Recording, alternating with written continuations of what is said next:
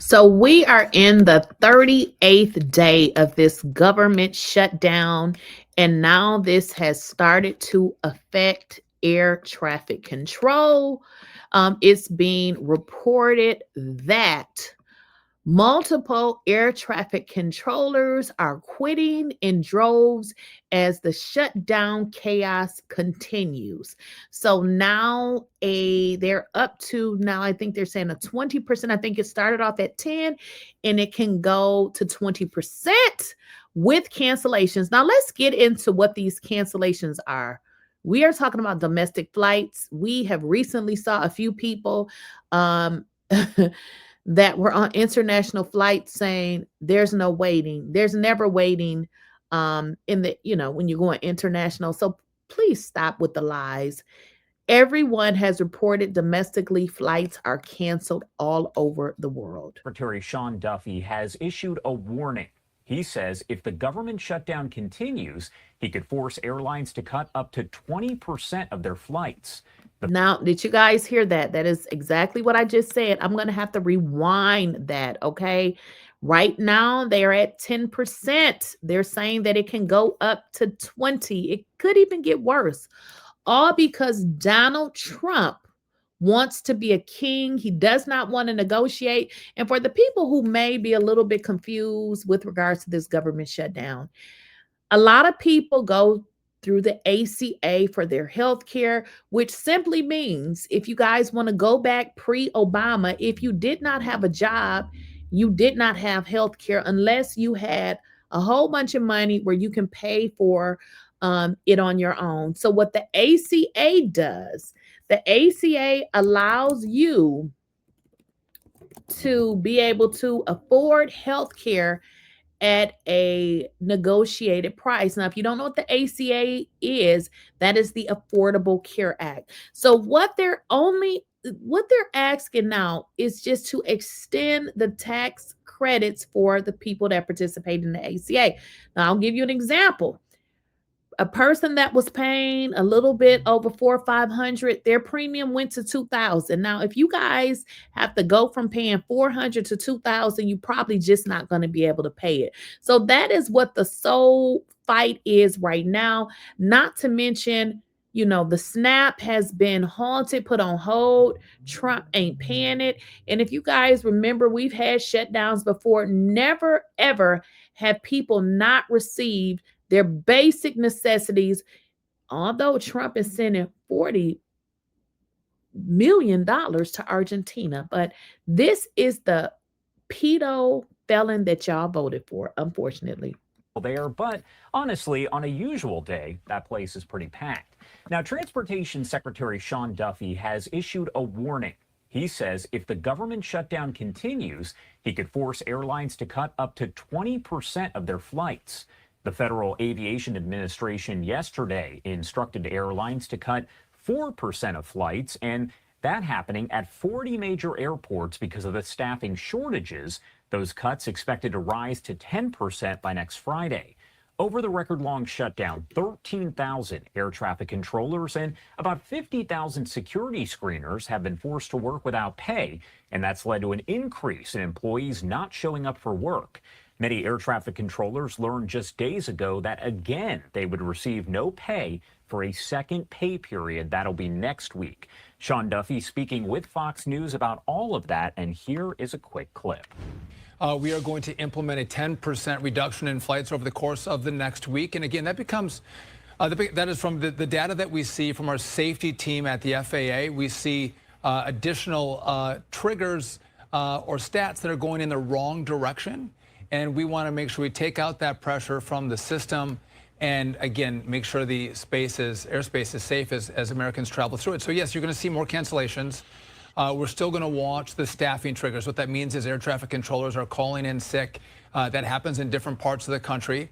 As that happens, you'll also see additional delays throughout the American airspace. Air traffic controllers aren't being paid, and they're being forced to take secondary jobs. Again, whether it's waiting tables or driving Uber, instead of coming to towers and doing their day jobs because they're paying for the necessities of their family, food, gas, rent, or mortgages.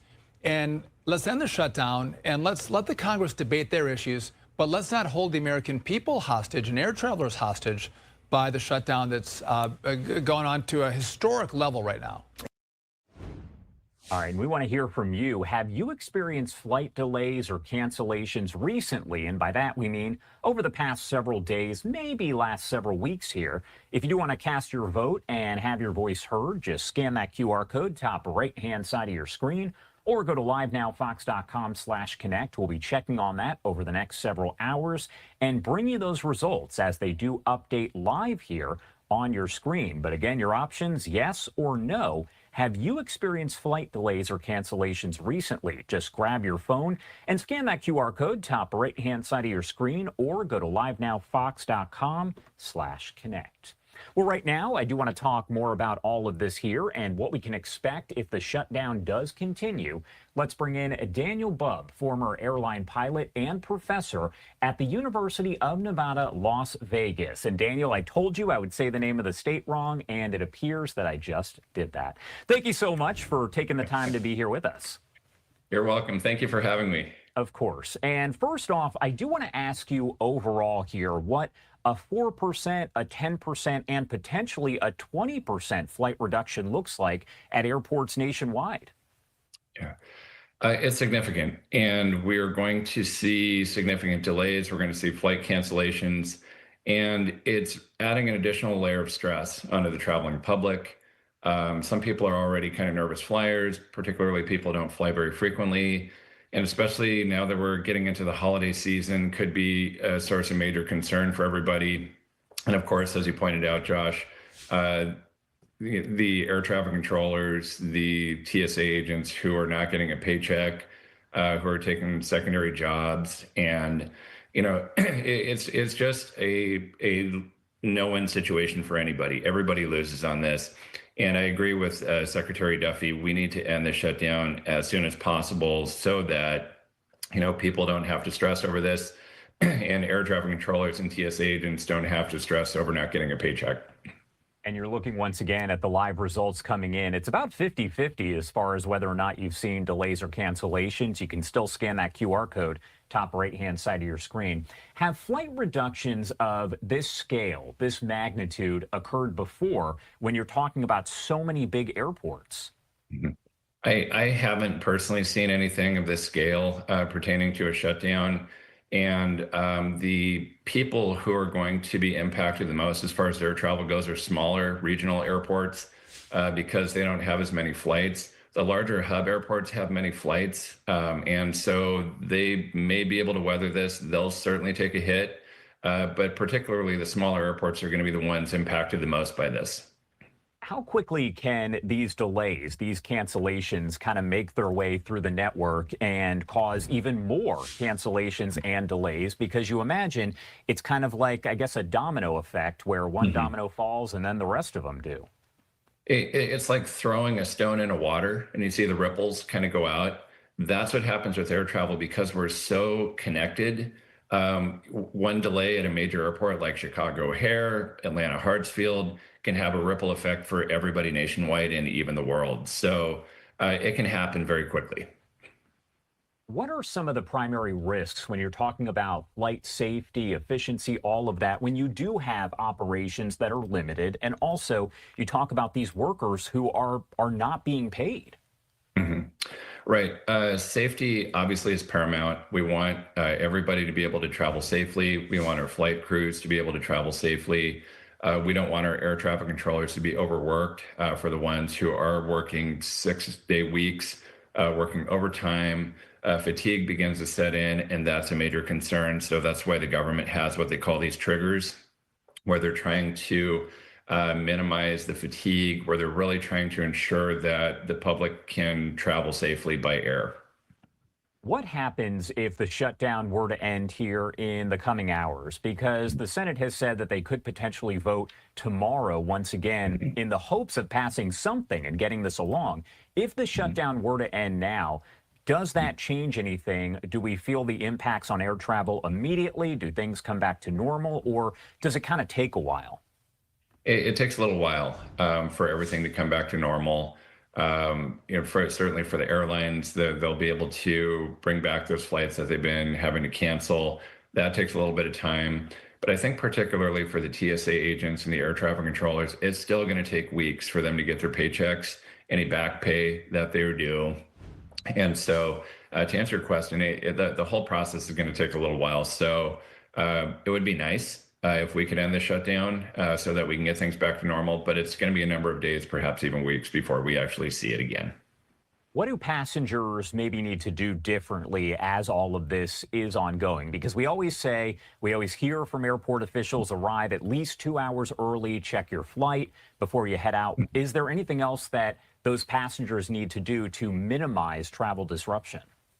Sure, there are a number of things they can do. First, try to catch the early morning flights. You have less of a likelihood of having your flight canceled or delayed. Also, airlines allow passengers now to check the seat map. So if you look at the seat map on a plane and it's full, those planes are going to fly. If they're half full, quarter full, then there's a fairly decent chance they'll be canceled. Also, as Barry Biffle, who's the CEO of Frontier Airlines, suggested, you might buy a second plane ticket as a backup just in case your first ticket doesn't work out. So those are the things I would recommend. And airlines are trying to be proactive about this. They're trying to notify people. They're waiving change fees. People have the opportunity to get a full refund if they'd like. So there are a number of things that travelers can do. But overall, and I know it's really, really difficult, particularly when it's a stressful time, when it's really busy. But if everybody can just really be patient, that's really what it's going to take, is just being patient, try to work with the airlines, try to just kind of go with the flow as best you can. That would be my recommendation. And you're taking a live look here at some of the airports. We have them coast to coast. We have LAX there on the top left-hand side of your screen. Bottom left is Nashville International Airport. Top right, that is over in Seattle. And bottom right, that's in St. Louis. So what I wanted to ask you is, we know that for the most part, and this is something that people will argue, but Atlanta seems to have the busiest airport. You have the airports in New York as well. Are there specific airports that could potentially be impacted more than others? Sure. You're probably going to see larger airports like Atlanta, like JFK, like LAX, see numerous delays and cancellations. But again, because those are hub airports, because they're so big, they can weather those. But it's really the smaller regional airports where maybe you only have a few flights a day. Those are the ones that are going to be impacted the most. Those are the air travelers that are going to be impacted the most. So, and what airlines also do is they're going to look at their routes that are the busiest and that are the most profitable. They'll certainly fly those. The ones that are not, probably either delay or cancel those flights.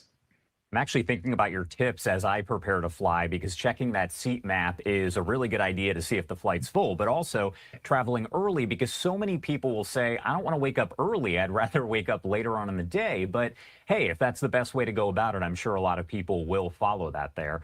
And Daniel, Bub, thank you so much for taking the time to join us. This is a story, of course, that is going nowhere anytime soon. So we're going to continue to check in with you and other experts here. Anything we missed, anything you want to make sure to add here before I let you go? No, thanks again for having me. It's a real pleasure being with you. And I think just to the public, my heart's with them. Like I said, I know it's really hard, but if people can be patient, that's really what it's going to take. I know there are going to be delays. I know it's going to be hard, but if you can work with the airlines, they're trying to be proactive about this, which is good. And so I think if everybody can just kind of be patient, that's the best thing. But, some of the tips I recommended, I would certainly encourage your viewers to strongly consider those. For sure. Thank you again for taking the time to be here. We definitely appreciate your time. My pleasure, Josh. Have a great weekend. You too. And I do want to pop this up on your screen, because overall it's been about 50-50 here. We're asking you the question, have you experienced flight delays or cancellations recently? And of course, recently meaning maybe the last few days or weeks here. As of right now, about 45% of you say yes and 55% say no. If you do want to cast your vote and have your voice heard, just scan that QR code top right-hand side of your screen or go to livenowfox.com/connect. We will continue to cover this and, of course, bring you the updates on the situation in general, but also a look at the delays and cancellations as they continue.